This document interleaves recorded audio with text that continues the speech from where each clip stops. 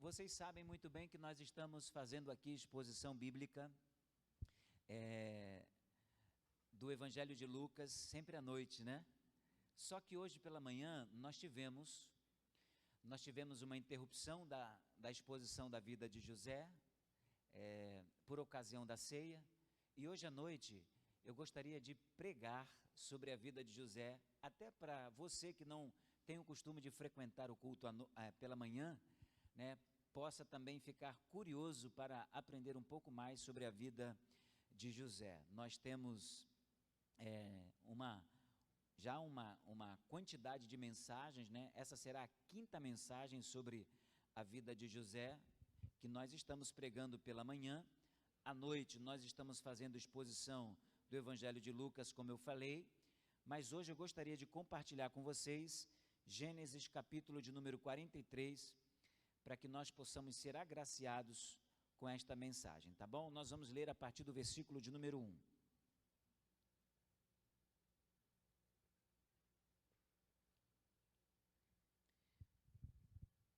Vamos lá, Gênesis 43. Todos acharam? Amém ou não amém? Muito bem. Só quero fazer menção, está conosco aqui a cunhada e o cunhado, né? Júdson e a Keila. Mamãe também está aí? A mamãe está ali também, né? A irmã Gedália, é isso mesmo. A irmã Gedália está lá. Deus abençoe vocês. É muito gratificante tê-los aqui conosco hoje, tá bom? Muito bem. Versículo de número 1 diz assim, a palavra de Deus: a fome continuava gravíssima na terra, quando eles acabaram de consumir o cereal que tinham trazido do Egito. Jacó disse aos filhos: voltem e comprem mais um pouco de mantimento para nós. Mas Judá lhe disse: aquele homem nos advertiu solenemente, dizendo: vocês não verão o meu rosto, se o outro irmão não vier com vocês. Se o Senhor resolver enviar conosco o nosso irmão, iremos e compraremos mantimento para o Senhor. Mas se o Senhor não enviar, não iremos, pois o homem nos disse: vocês não verão o meu rosto se o outro irmão não vier com vocês. Israel respondeu: por que vocês me fizeram esse mal, dando a saber àquele homem que vocês tinham outro irmão? Eles responderam: o homem nos fez perguntas específicas a respeito de nós e de nossa parentela, dizendo: o pai de vocês ainda é vivo? Vocês têm outro irmão? Nós apenas respondemos o que ele nos perguntou. Como podíamos adivinhar que ele nos diria: tragam o outro irmão? Então Judá disse a Israel seu pai: deixe o jovem ir comigo, e nos levantaremos e iremos, para que vivamos e não morramos, nem nós, nem o Senhor, nem os nossos filhinhos. Eu serei responsável por ele. Da minha mão o Senhor poderá requerê-lo. Se eu não o trouxer de volta e não o puser diante do Senhor, serei culpado para com o Senhor pelo resto da minha vida. Se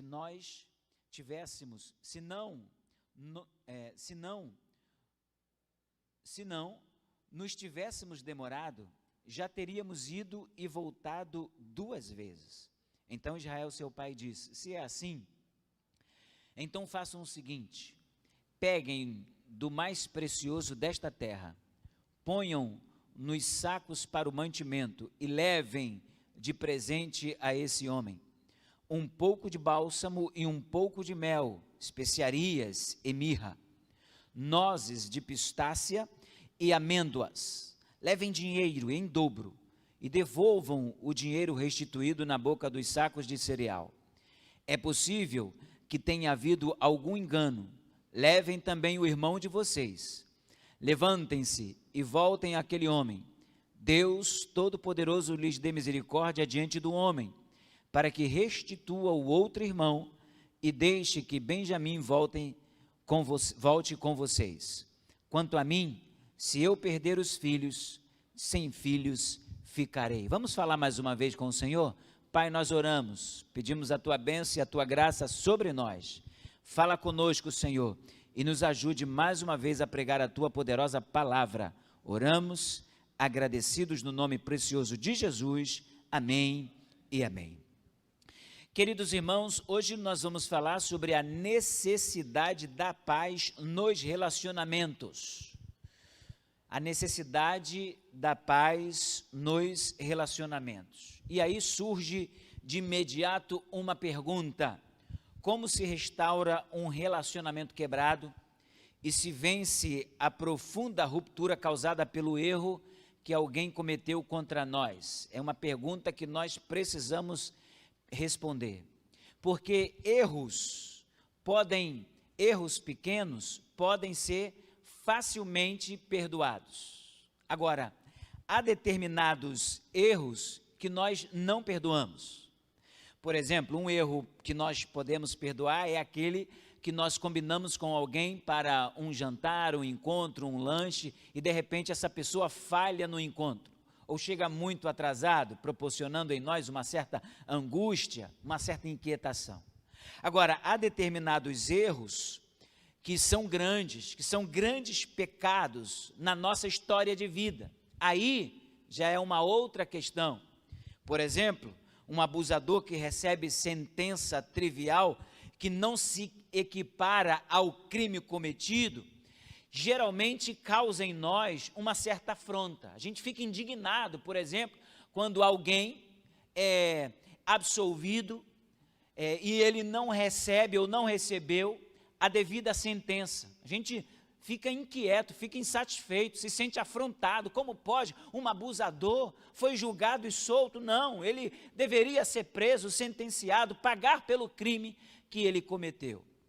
A gente tem dificuldade de perdoar determinados crimes, determinados pecados que as pessoas, inclusive, cometem contra a gente. Pecados esses que são traumáticos.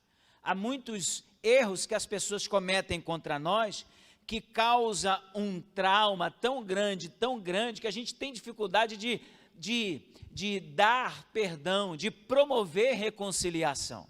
Agora, há necessidade, sim, de nós buscarmos paz nos nossos relacionamentos, mesmo aqueles relacionamentos que foram quebrados por falhas que as pessoas cometeram contra nós. Nós, de fato, não podemos fugir do que aconteceu. O que aconteceu é história. O que fizeram contra nós não pode ser apagado. Pode ser perdoado, mas não pode ser apagado. Pode ser cancelado, sim, nós podemos cancelar a dívida que a pessoa tem conosco. Agora, cancelado não, ou melhor, apagado não. Cancelado sim, mas é fato, é histórico, aconteceu, cometeu contra nós nos sentimos afrontados. Agora, nessa noite aqui, eu e você somos desafiados a promover ou a oferecer perdão para aquelas pessoas que tiraram a nossa confiança, que retiraram de nós a confiança, tiraram a harmonia que tínhamos entre nós, pessoas que, quando estão presentes, causam em nós as piores perturbações interiores. Nós precisamos buscar paz nos relacionamentos. E essa paz no relacionamento, né, que é promovida por uma reconciliação, ela só vai acontecer quando nós percebermos arrependimento, quando houver um remorso autêntico em relação ao erro praticado. Se você tem da pessoa que lhe afrontou, que promoveu contra você algum mal, se você tem dessa pessoa arrependimento, se você tem dessa pessoa não somente arrependimento, mas um remorso autêntico, não é um remorso daquela lágrima de crocodilo, não, é um remorso autêntico, algo que a pessoa cometeu contra você, mas ela se arrepende profundamente. Eu quero encorajar você nesta noite, restabeleça a paz com esta pessoa, porque quando você restabelece a paz nos seus relacionamentos, qualquer que sejam eles, a sua vida será muito melhor do que essa que você está levando. O texto que nós acabamos de ler aqui mostra para nós que a fome persistia gravíssima na terra dos judeus, na terra de Jacó. E como os alimentos já estavam acabando, aqueles alimentos que eles trouxeram do Egito estavam acabando, na primeira vez que eles lá foram, Jacó disse para que os seus filhos voltassem e buscassem na terra do Egito mais alimento que eles necessitavam. E aí Judá, que era um dos filhos importantes de Israel, um dos filhos importantes de Jacó, diz para ele o seguinte: olha, meu pai, nós não podemos voltar ao Egito sem a presença do nosso irmão Benjamim, porque se nós voltarmos para o Egito para buscar alimento ou qualquer outra atividade que seja, se nós formos sem Benjamim, o homem daquela terra disse que nós não teríamos uma boa entrada naquele país. Nós seríamos sentenciados, seríamos julgados, porque nós incorreríamos em mentirosos, como pessoas que estivessem tentando ser espiões naquela terra. E a Bíblia diz que Judá começa a convencer o seu pai Jacó, que na primeira ocasião, quando Rúben disse para levar Benjamim, Jacó disse: vocês não vão levar Benjamim da minha presença. E agora Judá começa a convencer Jacó que eles precisavam voltar ao Egito, mas voltar com Benjamim, senão eles seriam acusados de espiões da terra. Meus irmãos, a primeira coisa que nós observamos aqui é a liderança do patriarca Jacó. A Bíblia diz que ele ainda está tendo um comportamento de a cabeça da família. Ele toma a iniciativa e delibera decisões para os seus filhos. Ele diz que eles precisam retornar ao Egito para buscar alimento. O que é isso? Isso mostra uma atitude de masculinidade. Um homem que entende a necessidade da sua casa. Assim como tem também muitas mulheres que entendem a necessidade da sua casa, a necessidade do seu lar, e por isso tomam uma iniciativa, uma postura decisiva para promover o bem-estar da família. Nós estamos verificando que, apesar de Jacó ser um homem pecador, alguém que tem errado durante a sua vida, a Bíblia mostra que Jacó tem uma atitude de masculinidade. Ele toma uma decisão. Como nós precisamos de homens que tomem decisões em situações difíceis. Os filhos, às vezes, estão querendo que os pais tomem uma decisão. Às vezes, a esposa está querendo que o esposo tome uma decisão firme. Que não seja uma decisão frouxa, mas uma decisão firme. Ora, Jacó está olhando para a sua casa e está vendo que o alimento está acabando. O que é que ele faz? Filhos, se aprontem, voltem ao Egito e peguem alimento naquele lugar. Uma decisão importante. Mas depois nós temos aqui a figura de Judá. Judá, ele toma a iniciativa de dizer para o seu pai sobre as implicações de não enviar Benjamim, o seu irmão mais novo. De início, como eu disse anteriormente, Jacó havia rejeitado a possibilidade de enviar Benjamim quando Rúben havia pedido, mas agora é diferente. E por que agora é diferente? Porque tem um filho nessa casa, que toma um comportamento diferente. A Bíblia diz que Judá convence seu pai para que envie seu filho mais novo, dando a sua própria vida, se ele não retornassem com Benjamim. Quando Rúben disse que era para o irmão mais velho, quando Rubens disse, e isso foi pregado na outra mensagem, quando ele disse que era para enviar Benjamim, senão eles não teriam o alimento que precisavam, a Bíblia diz que Jacó disse não. Por que disse não? Uma das razões, irmãos, foi porque Rúben, ao invés de se responsabilizar por Benjamim, ele colocou os filhos dele na brecha. Ele disse assim: olha, meu pai, se Benjamim não voltar, eu dou os meus filhos para o Senhor no lugar dele. Judá fez diferente. Judá disse assim: pai, eu dou a minha vida no lugar da de Benjamim. Sabe por quê, irmãos? Porque as famílias às vezes precisam de filhos experientes que tomem decisões que vão ajudar na sua casa. E é o que está acontecendo aqui. E mais, Jacó está vendo no seu filho algo bom. O que Jacó está vendo no seu filho? Um relacionamento construído, não de agora. Judá, ele está revelando o bom relacionamento que tem com Jacó. A partir desse momento, inclusive, Judá vai se tornar o líder daquele clã, o líder daquela tribo, o líder daquela casa. Ele vai substituir a responsabilidade que Jacó tem. Até esse momento, Jacó está deliberando as coisas, mas a partir de agora, Judá, por causa da hombridade dele, por causa da determinação dele, ele vai começar a ser o líder da família. A gente aprende algumas coisas aqui. A primeira delas é que os filhos de Jacó podiam se apoderar de Davi, ou melhor, de Benjamim, se apoderar de Benjamim e levá-lo à força. Afinal, Jacó já era idoso. Olha só que coisa curiosa. Os filhos de Jacó poderiam pegar Benjamim e levá-lo. Jacó já era idoso.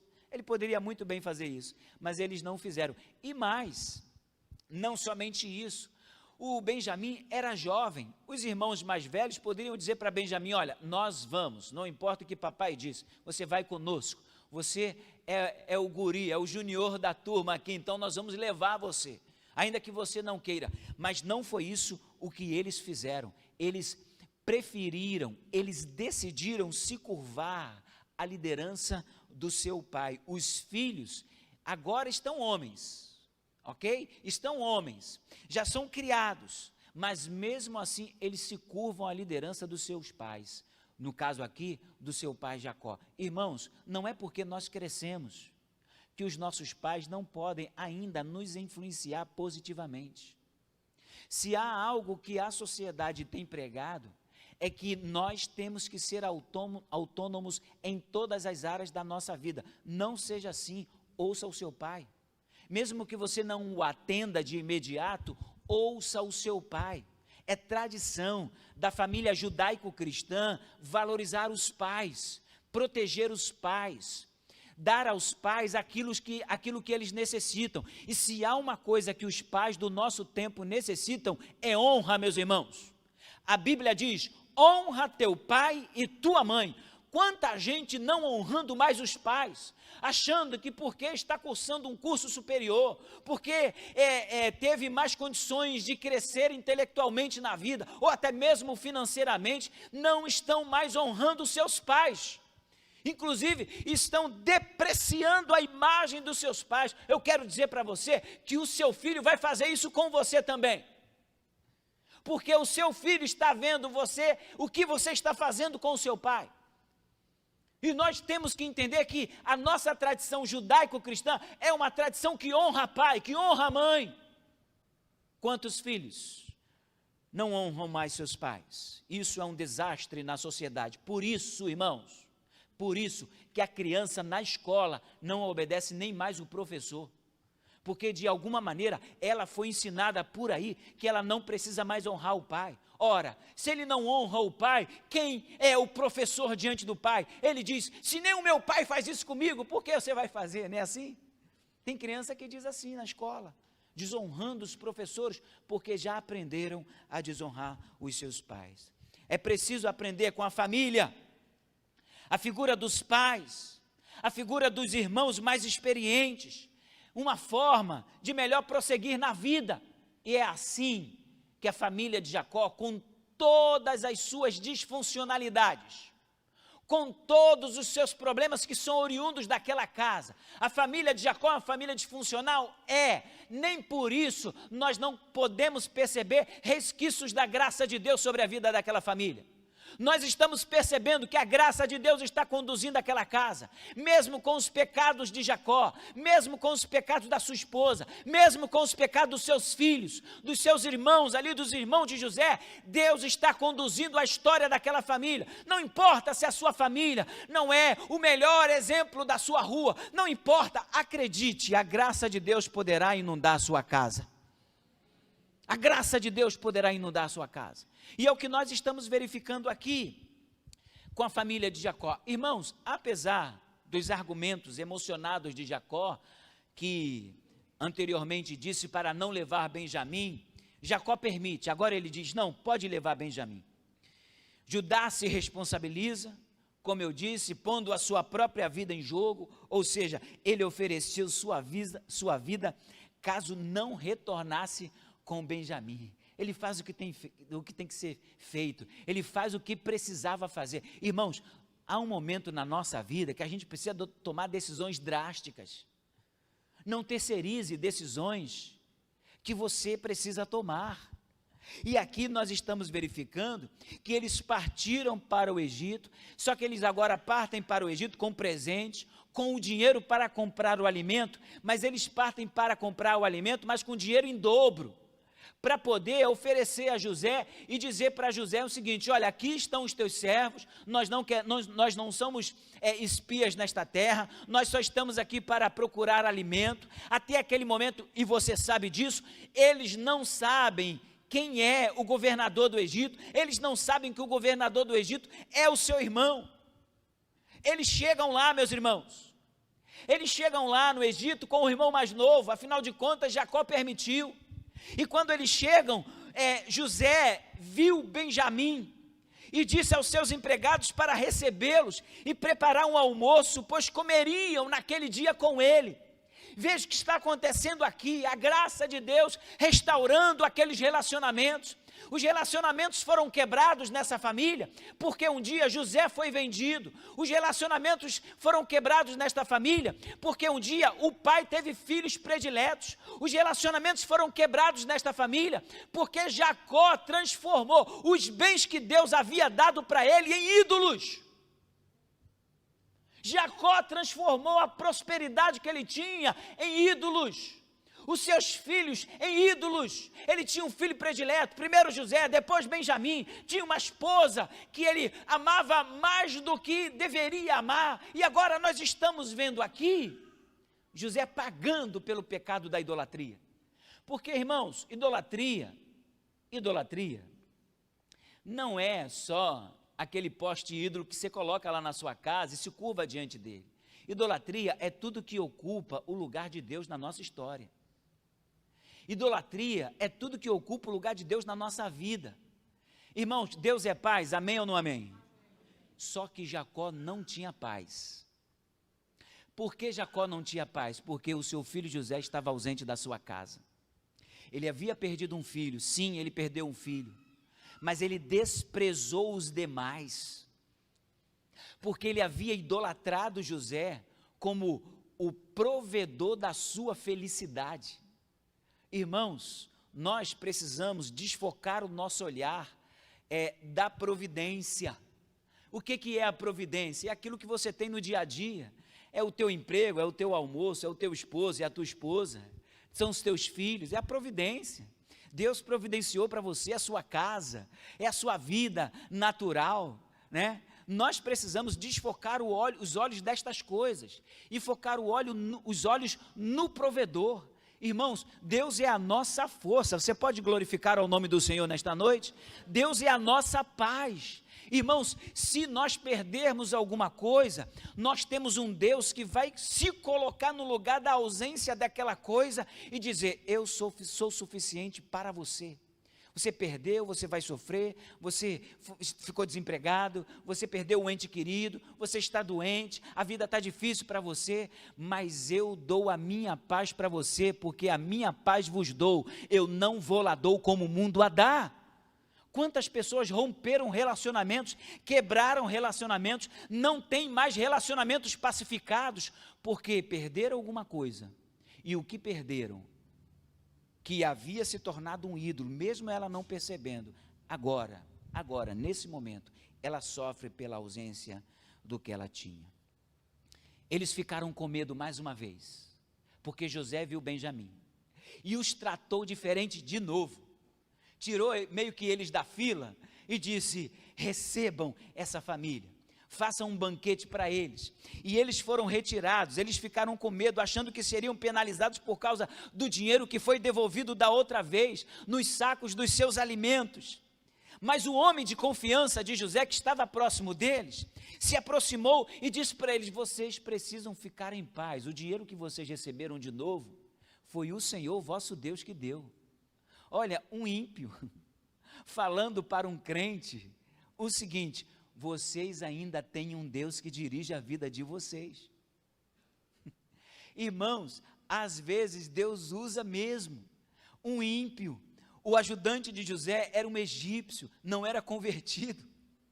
uma pedra falando. Lembra que está escrito nas Escrituras? Se calarem até as pedras vão clamar. Uma pedra clamando, um egípcio dizendo para um crente o seguinte: olha, o Deus de vocês está conduzindo a história de vocês. Vocês receberam o dinheiro lá no saco de vocês pela segunda vez, porque o Deus de vocês está conduzindo a história de vocês.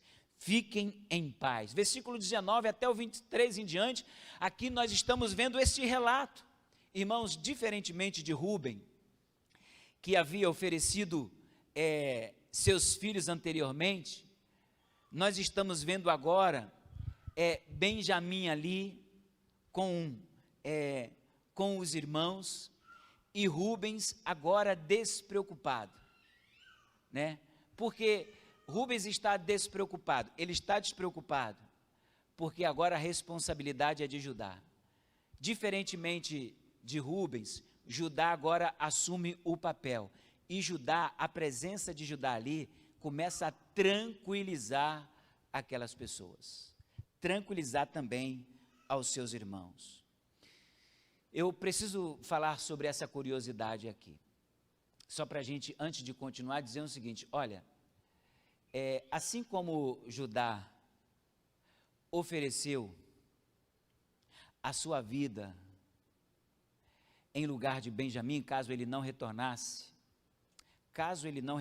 com Benjamim, eu quero dizer para você que Deus, nosso Pai, ofereceu Jesus em nosso lugar. Então, qual é a nossa garantia? A nossa garantia, tendo em vista que Jesus foi oferecido em nosso lugar, a nossa garantia é que nós vamos retornar para casa um dia. Nós vamos retornar para casa. Eu e você vamos retornar para o lugar que Deus preparou para nós. Então, não se esqueça disso. Existe uma garantia ali. Eles apresentaram Benjamim, mas agora com uma segurança diferente, porque eles sabem muito bem que todos eles vão retornar, porque se Benjamim ficar com José, eles estão dizendo: olha, pelo menos a nossa vida não vai ser atingida, porque Judá vai se oferecer em nosso lugar. Da mesma forma, eu quero dizer para você, tenha segurança num Deus que já ofereceu o seu Filho pela sua vida. Tenha segurança em Jesus. Irmãos, Jesus foi oferecido em nosso lugar. A Bíblia diz que eles ofereceram os presentes a José. E José perguntou pelo seu pai, se ainda estava com saúde e ainda estava vivo.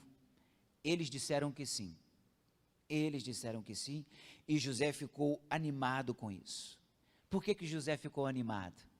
Porque lembra que nós falamos nas mensagens anteriores, José está provando se o caráter deles havia mudado. José começa aqui a restabelecer uma confiança. A confiança precede a reconciliação. Não se esqueça disso. Como que nós vamos ter paz nos relacionamentos? Quando a confiança chegar. Irmãos, todo relacionamento que tem confiança, ele é restabelecido. Todo relacionamento que tem confiança, ele gera um ambiente de paz. E é o que José está promovendo entre os seus irmãos. Judá ganha a confiança do seu pai, lembra? Judá ganhou a confiança do seu pai. E os irmãos de José também estão ganhando a sua confiança, porque estão fazendo exatamente tudo que foi combinado com José quando eles partiram. A confiança está sendo restabelecida nessa família. Se você deseja restabelecer a paz nos seus relacionamentos familiares, eu quero dizer para você que, em primeiro lugar, você precisa restabelecer a confiança. Primeiro, Judá restabeleceu a confiança com o seu pai, no núcleo familiar, lá no centro, no início da história. Depois, José começa a restabelecer a confiança em seus irmãos. E aí o que nós estamos vendo agora? Estamos vendo os irmãos de José comendo com eles, se alimentando, comendo na minha casa. Se tem uma coisa que revela nos nossos dias, principalmente nos nossos dias, de que as pessoas que estão vindo na nossa casa, se tem uma coisa que gera confiança, né, ou que é um sinal de confiança, é quando você convida a pessoa para poder comer na sua casa. Quando você convida alguém para comer na sua casa, saiba de uma coisa, a confiança foi restabelecida. Se foi perdida, foi restabelecida. Se você precisava de uma prova de que existe paz na relação, é porque aquela comida que você está comendo ali junto da casa dessa pessoa, mostra e revela um bom relacionamento, um relacionamento de paz. Esse final de semana eu comi muito na casa de muita gente. Irmãos, como eu estou em paz com as pessoas. Como eu estou em paz. Oh, irmãos, como é bom ficar em paz. Porque quando a gente está em paz com as pessoas, a gente come na casa das pessoas, não é verdade? É uma benção. E comer é uma benção, né, irmãos? Irmãos, deixa eu dizer uma coisa. Tem gente que critica os cristãos porque eles comem. Mas comer está na Bíblia, gente. Comer está na Bíblia. Olha, irmãos, o pessoal diz, como crente come. Olha, estamos vendo um episódio aqui de José. Ele não convida os seus irmãos para caçar, para jogar um futebol, para ver o Botafogo ganhar um jogo, aleluia, né? Ele não convida, ele não convida. O que ele faz? Ele convida para comer. A celebração é com refeição. Então, quando você se alimenta com alguém, significa dizer que aquele relacionamento é um relacionamento de paz. Veja quando Jesus estava com os discípulos, antes da Páscoa, o que Jesus faz? Hoje pela manhã nós fizemos isso aqui, né? A igreja estava bem cheia, os irmãos aqui pela manhã, na ceia, e o que os irmãos fizeram, né? O que o texto bíblico, melhor dizendo, diz para a gente? Que Jesus, antes de pegar o pão e o cálice, ele estava ceando, estava comendo com os discípulos. Então, você quer uma prova de paz nos relacionamentos? É quando alguém convida você para comer na sua casa. Então, eu gostaria de brincar com você mais uma vez. Eu vou pedir para você olhar para a pessoa que está próxima a você e você vai dizer para ela assim, olha, prove que nós estamos em paz, me convide para comer na sua casa. Vamos lá? Prove aí, varão.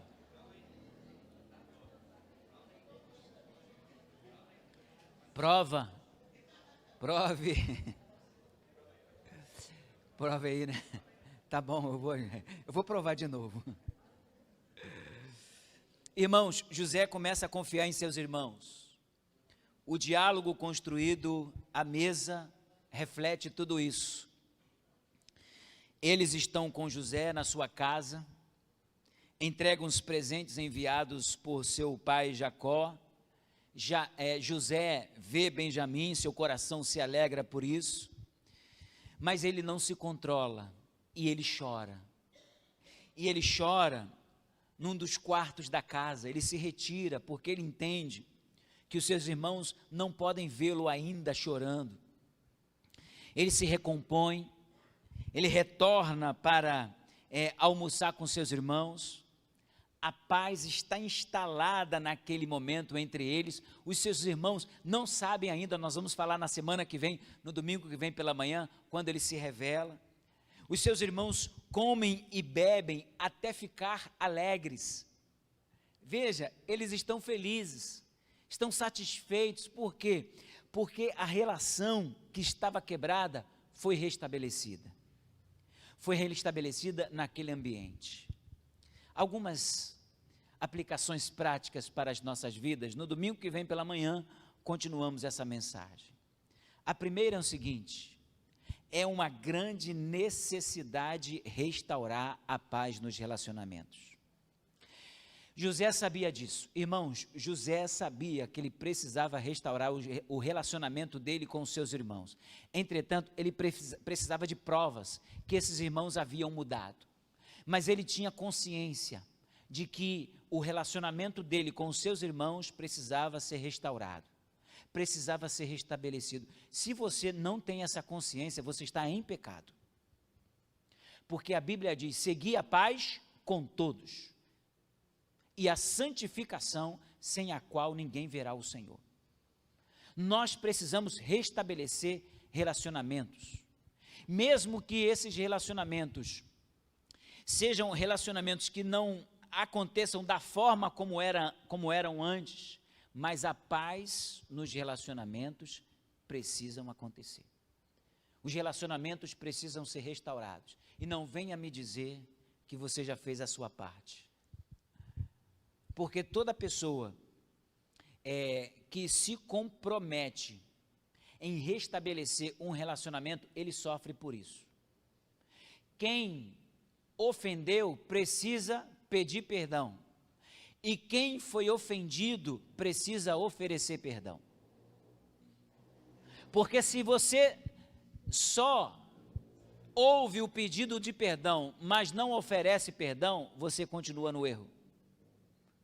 É preciso perdoar, é preciso cancelar a dívida, como nós pregamos na semana passada aqui, para que haja novamente restauração nos relacionamentos, e esses relacionamentos sejam relacionamentos de paz, mesmo, volto a dizer, que estes relacionamentos não sejam os mesmos de outrora, mas você tem que passar pelo outro e não enxergá-lo mais como um inimigo, porque você não pode enxergar o outro como um inimigo.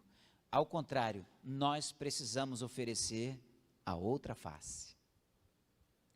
Segundo, Jacó transformou as boas dádivas de Deus e seu filho ou seus filhos em ídolos. E a pergunta que não quer calar nesta noite: quais as coisas boas que nós temos recebidos de Deus e temos transformado em ídolos? O que está ocupando o lugar que Deus deveria ocupar na nossa vida? Nós já pregamos muitas vezes aqui, Jesus Cristo é suficiente. Ele é suficiente. Não importa o que percamos nesta vida, não importa o que nos afronte nesta vida, Jesus Cristo é suficiente. Os discípulos pregavam o evangelho por todos os lugares. Alguns deles foram presos. Mesmo perdendo a liberdade, eles cantavam e oravam. Continuavam crentes adorando a Deus. Alguns desses outros discípulos foram apedrejados por não abandonarem a sua fé. Entretanto, eles continuaram dando glória a Deus, porque Cristo era suficiente na vida deles. Não importa a angústia, a dor e a transitoriedade que essa vida proporciona para você, durante esse tempo difícil que nós estamos experimentando, o importante é nós não perdermos de vista que Jesus Cristo na nossa vida é suficiente, meus irmãos. Por isso, a Ele a honra, a glória e o louvor pelos séculos dos séculos. Amém? Ele é suficiente na nossa vida. Ele é maior do que as nossas frustrações. Ele é maior do que as nossas riquezas. Ele é maior do que a nossa família. Ele é maior do que o nosso esposo, a nossa esposa, do que os nossos filhos, do que os nossos bens, do que o carro abençoado que você tem, do que a empresa abençoada que você trabalha, ou preside, ou mesmo é proprietário ou proprietária. Ele é maior do que tudo. Por isso, irmãos, que todo homem e toda mulher que coloca Jesus como centro da sua vida, ele tem uma predisposição maior e melhor para viver, porque ele entende que se faltar uma coisa, Jesus chega para preencher. Ele entende que Jesus é suficiente. Ele entende que Jesus é suficiente. Em terceiro e último lugar, Jesus nos deu a paz. João 14, 27. Deixando a paz do céu e suportando o abandono da paz quebrado com o Pai, que nós merecíamos. Jesus deixou aquela paz que ele tinha lá no céu, veio para estar entre nós. Por uma quebra de relacionamento nosso com Deus, ele deixou de sentir aquela paz que ele experimentava na eternidade para viver entre homens pecadores. Isso deve fazer toda a diferença no nosso comportamento diário. Toda a diferença. Judá, que prefigura esse comportamento de Cristo, deixou a sua casa, deixou os seus filhos aos cuidados do seu pai, dizendo, cuida da minha família, mas disse, olha, se acontecer algum problema com Benjamim, eu dou a minha vida. Eu quero lembrar a todos nós aqui nesta noite, que Jesus deu a vida dele em nosso lugar, para que nós tivéssemos a vida que nós estamos experimentando agora e vamos experimentar na eternidade. Então, nesta noite, seja desafiado a viver em novidade de vida. Não aceite uma vida medíocre, abaixo da média. Não aceite uma vida medíocre, abaixo da média. Não aceite. Viva uma vida cheia do Espírito Santo de Deus. Peça a Deus nesta noite. A Bíblia diz que todo aquele que pede o Espírito Santo, Ele dá deliberadamente. Então peça a Deus nesta noite, Senhor, encha a minha vida da alegria do céu, da paz que excede todo entendimento. Encha a minha vida da paz que só o Senhor pode dar. João capítulo 14, versículo de número 27, Jesus disse, a minha paz vos dou, não vou lá dou como o mundo a dá. Então nesta noite, em nome de Jesus, receba a paz que emana do trono do céu, receba a paz que vem da pessoa de Jesus. Quanta gente precisando de paz. Estamos entrando no Setembro Amarelo, em que pessoas estão sendo lembradas que não precisam praticar o suicídio. Por que elas estão praticando o suicídio? Porque não têm a paz que necessitam. Nós precisamos apresentar Jesus para as pessoas, nós precisamos anunciar Jesus para as pessoas, porque Jesus não é uma paz paliativa. Jesus não é uma paz paliativa, meu irmão. Jesus promove uma paz eterna no nosso interior. A Ele a honra, o louvor e a glória pelos séculos dos séculos, amém.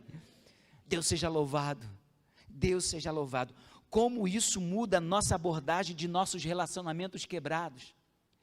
Ou seja, como essa ideia de Jesus ter vindo até nós, muda a nossa abordagem sobre os nossos relacionamentos quebrados. Veja, a Bíblia diz na carta de Paulo aos Romanos, que nós sendo pecadores, Ele enviou o seu Filho para morrer em nosso lugar. Então, por favor, você não é melhor e nem pior do que aquela pessoa que lhe afrontou, lhe magoou e lhe pisou nessa história de vida. Você não é pior e não é melhor do que ela. Você também é um pecador como ela. Porque o Deus eterno veio até nós, se humanizou, andou entre nós, se ofereceu em nosso lugar. Se Ele fez isso, por que eu e você também não podemos oferecer perdão para restaurar relacionamentos que precisam de paz? Nesta noite, eu quero desafiar a você a praticar um gesto de fé, pedir a Deus, Senhor, encha-me da Tua graça, para que eu possa oferecer o perdão que é necessário, porque aí você vai poder orar como Jesus ensinou, perdoa as nossas dívidas, assim como nós temos perdoado aos nossos devedores. Vamos orar, meus irmãos, vamos orar. Deus, nós estamos na Tua presença nesta noite, e queremos Te pedir, fala conosco minuciosamente, Pai, através desta palavra. Ministra, Senhor, aos nossos corações. Nós te pedimos, nós te precisamos, nós precisamos do Senhor. Seja conosco, meu Pai. Ah, Deus, que nesta noite o Senhor possa inundar o nosso interior, promovendo a paz que nós precisamos, para que nós possamos oferecer a paz que os outros precisam. Tua palavra diz, a minha paz vos dou, não vou lá dou como o mundo a dá. Nos ajude a aprender com esta história de José, que cria em nós a necessidade da paz nos relacionamentos. Ah, Deus, nos ajude. Eu quero Te pedir nesta hora, nos ajude, Senhor, para que tenhamos a capacidade de encontrar com aquelas pessoas que nos ofenderam e esboçar um sorriso, um bom dia, uma boa tarde, e mostrar para elas que assim como o Senhor nos perdoou, nós também oferecemos o perdão e queremos receber perdão. Seja conosco, Pai, no nome precioso de Jesus, hoje e sempre. Amém, Senhor, e amém. Amém, irmãos? Glória a Deus, glória a Deus. Meus queridos, estamos caminhando para o final da nossa reunião aqui, do nosso culto de louvor e adoração a Deus. Que você possa ter uma boa semana, tá bom? Eu não sei, temos cantina hoje? Temos cantina? Temos lá? Ok? Temos? Então, olha aí, ó. Você já pode olhar para o teu irmão e falar, ó, podemos começar a nossa paz restabelecida agora, né? Vou levar você na cantina e pagar o seu lanche, olha aí. Então, que possamos fazer isso nesta noite. Você que pode, vá à cantina, né? Os irmãos estarão lá recebendo vocês. E será uma bênção ter você lá na cantina, se você assim puder estar presente, tá bom? Mas vamos cantar uma última canção. Vamos adorar a Deus com essa última canção. Os músicos já estão aqui. E nós vamos para os nossos lares com a graça de Deus, meus irmãos.